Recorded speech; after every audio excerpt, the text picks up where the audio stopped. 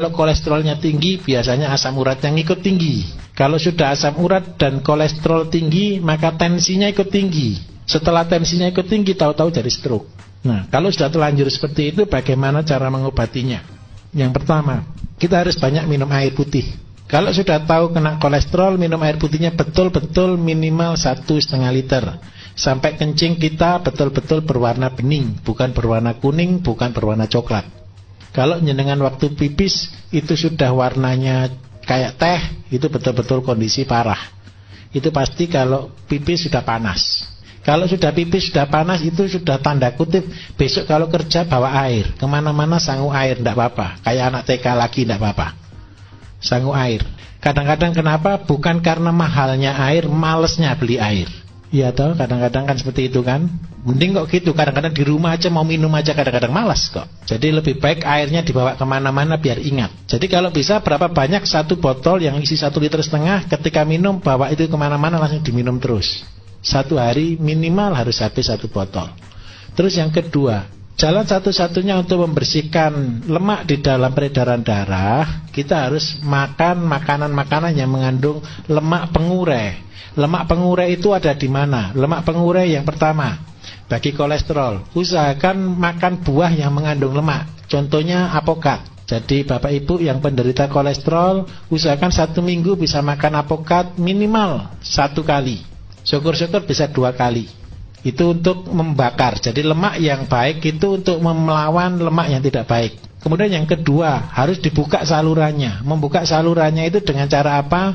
Paling gampang ada 2. Kenapa sih saya sarankan 2? Kalau bahan dari luar negeri banyak sekali, tapi 2 tanaman yang saya pakai andalan itu seledri dan kacang panjang. Itu sudah luar biasa. Saya kasih kesaksian Bapak Ibu. Teman saya gagal ginjal, sudah setiap minggu dia sudah cuci darah sudah 2 kali.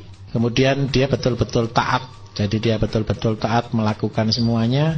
Terus saya resume, saya kasih petunjuk untuk dia pakai 1 hari 1 ikat seledri diminum 1 hari.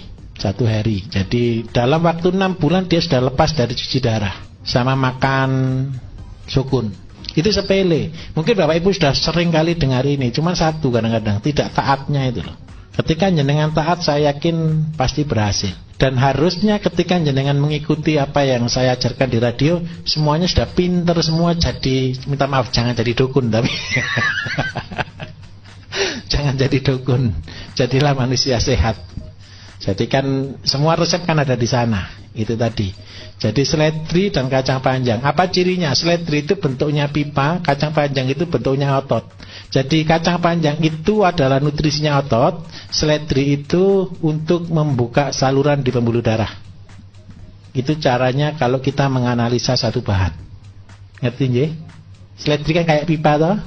Itu memperlancar peredaran darah. Jadi jenengan kalau punya bahan macam-macam silakan berkreasi, tidak apa-apa. Oh ini bentuknya kayak otak, oh ini bentuknya kayak hati, oh ini bentuknya kayak pankreas atau kayak empedu, kayak lambung. Silakan boleh berkreasi. Itu caranya seperti itu. Nah, tinggal sekarang nutrisinya untuk otot. Otot itu neuro, saraf itu otot itu digerakkan oleh saraf. Saraf itu neuro ya, neuro ada makanannya sendiri. Apakah makanan saraf? Makanan saraf itu adalah vitamin B1, B6, dan B12. Itu adalah makanan saraf. Makanan saraf yang paling bagus ada di mana? Makanan saraf itu kalau kita beli vitamin B1, B6, B12 itu mahal. Tetapi kalau kita mau murah itu ada di dalam bekatul. Kenapa saya sarankan mesti pakai bekatul, mesti pakai tajin? Karena apa? Disitulah makanan saraf kita. Jadi kalau saraf kita digelontor, dibersihkan, tapi dia tidak ada makanannya, lama untuk koneknya, lama untuk pemulihannya. Nah itu caranya. Jadi sudah jelas kira-kira? Sangat jelas.